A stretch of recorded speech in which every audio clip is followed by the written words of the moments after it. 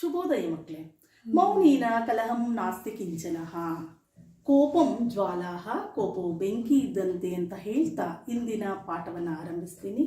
ನಾವು ಹಿಂದಿನ ಪಾಠದಲ್ಲಿ ವಿಶ್ವಾಮಿತ್ರರು ವಸಿಷ್ಠ ಮುನಿಯನ್ನ ಕುರಿತು ಕೋಪಗೊಂಡಂತಹ ರೀತಿಯ ಬಗ್ಗೆ ತಿಳ್ಕೊಂಡ್ವಿ. ಈಗ ವಿಶ್ವಾಮಿತ್ರರು ವಸಿಷ್ಠರನ್ನ ಕುರಿತು ಯಾವ ರೀತಿಯಲ್ಲಿ ನಿಂದನೆಯನ್ನು ಮಾಡ್ತಾರೆ ಅನ್ನೋದ್ರ ಬಗ್ಗೆ ತಿಳ್ಕೊಳ್ಳೋಣ.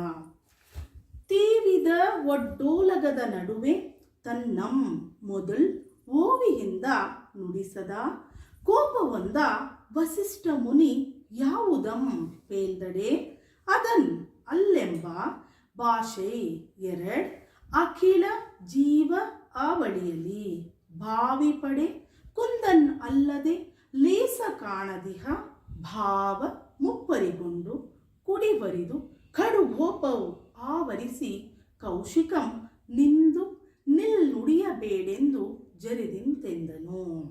ಈ ಒಂದು ಪದ್ಯದ ಸಾರಾಂಶ ಹೀಗಿದೆ.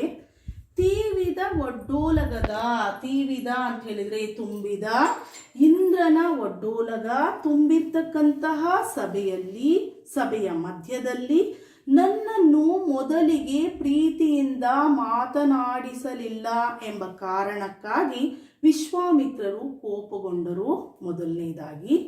ಎರಡನೆಯದಾಗಿ ವಸಿಷ್ಠ ಮುನಿ ಹರಿಶ್ಚಂದ್ರನೇ ಸತ್ಯಸಂಧ, ವಸಿಷ್ಠ ಮುನಿ ಯಾವುದಂ ಪೇಲ್ದಡೆ ಅದನ್ ಅಲ್ಲೆಂಬ, ವಸಿಷ್ಠ ಮುನಿ ಯಾವುದನ್ನು ಹೇಳಿದ್ದಾರೆ ಸತ್ಯಸಂಧ ಎಂದು, ಅದನ್ನು ನಾನು ಆ ಭಾಷೆ ಏನಿದೆ ಪ್ರಮಾಣವನ್ನು ನಾನು ಸುಳ್ಳು ಮಾಡಿ ತೋರಿಸುವುದಾಗಿ ಹೇಳುತ್ತಾರೆ ವಿಶ್ವಾಮಿತ್ರರು.